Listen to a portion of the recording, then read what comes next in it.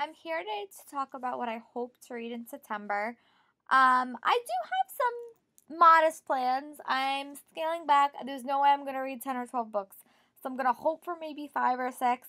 We'll see. But again, these books are super large, so it's really depending on my time. I'm going to try a new tactic in my reading when I'm going into the city. I'm going to read on the train ride in and out when I can.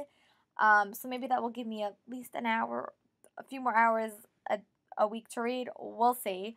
But the first book I hope I will finish is The Diviners by Libba Bray. As I said in my August wrap up, I have 150 pages left. I really hope to finish this tonight or tomorrow, and then I'll be able to move on to Layer of Dreams, because that is a sequel that I got from NetGalley. I'm sorry, NetGalley, that I haven't read it as prompt as I should have, but it will be in my September wrap up. And thank you very much. I really, really appreciate it, NetGalley. It was very nice to get it for free of charge, and I will do a review for you when I'm done. And then after The Diviners, I'm going to read Layer of the Diviners, and this book has had the worst luck in the history of book releases. The first book, The Diviners, came out in 2012, and this book just kept getting pushed back and pushed back and pushed back. So finally we have it. I'm really excited to see if it was worth the wait. I really enjoyed the first one, and I've heard really good reviews about it, so I'm really excited to read it and let you guys know my thoughts. And once I finish doing Layer of Dreams, I'll do kind of like a mashup review. I'll talk for the first half about The Diviners and the second half about Layer of Dreams, and that will be what I talk about. So keep an eye out for that video, and I'll let you guys know my thoughts. After those two books, I have to read the Book Hype Book Club Pick of the Month, which is Legacy of Kings by Ellen. This book sounds really cool. It's a young adult historical fiction novel with like magic thrown in that follows Alexander the Great as like a teenager.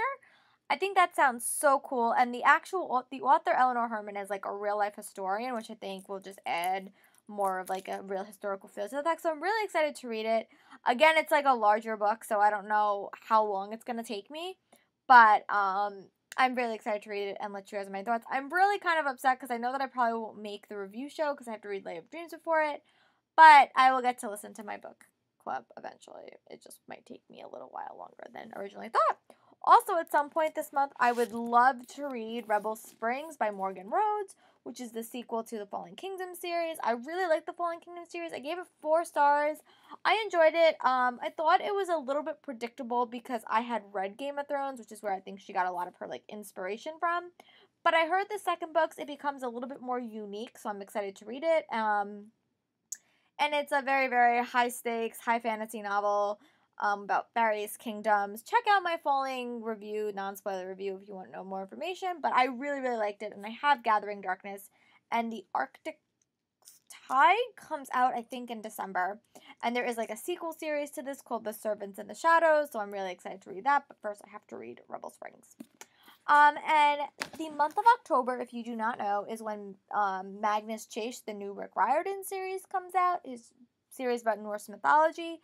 And I wanted to remind myself, so I'm going to reread the first 2 e-novellas in the crossover between Percy Jackson and his Egyptian mythology series. There's like a collection of 3 stories, and I'm going to reread the first 2, and then I'm going to read the third one, which I haven't read yet, so hopefully that will give me a refresher course of his writing. And then recently he came out with a Demigod Adventure, which is like it's like an interactive stories that like you choose the ending or you choose what happens, and I'm really excited to read that as well. So that's what I hope to read this month as well.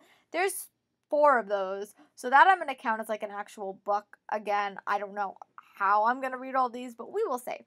And I also put on a hold for my library The Curious Beginning by Diana Raybourn. I think at the start of the summer, I think I read her series, the Lady Julia Gray series, and I really, really want to continue with that series, but it is a little bit daunting at the moment. So this is the first book in a new one of her series following a similar type of spunky lady who kind of solves mysteries. So I'm excited to read it. I hope it comes this month. If not, it will come at some point, but more likely than not, I'll get it this month, and hopefully I'll get to read it this month. And then the next book I hope to read in the month of September is my book pick, my TBR jar. I picked 2 books, and I think I'm gonna try to do one a month. So hopefully I'll get to read Under the Never Sky by Veronica Roth. I don't know much about this novel, but I've bought it on my Kindle for like $1.99. I've had it forever. So from what I gathered, it's about a dystopian novel about there's something wrong with the world that they're in, and they have to try to find a new world, I think. I'm not really sure. I will know more when I read the book. But hopefully I'll get to read it this month. As always, I have so many books I want to read. If by some chance I complete everything that I want to read, I really would love to read The Ruby Circle, because in October, Rochelle Mead's new standalone comes out, Soulless, and I would love to be caught up on the Bloodline series.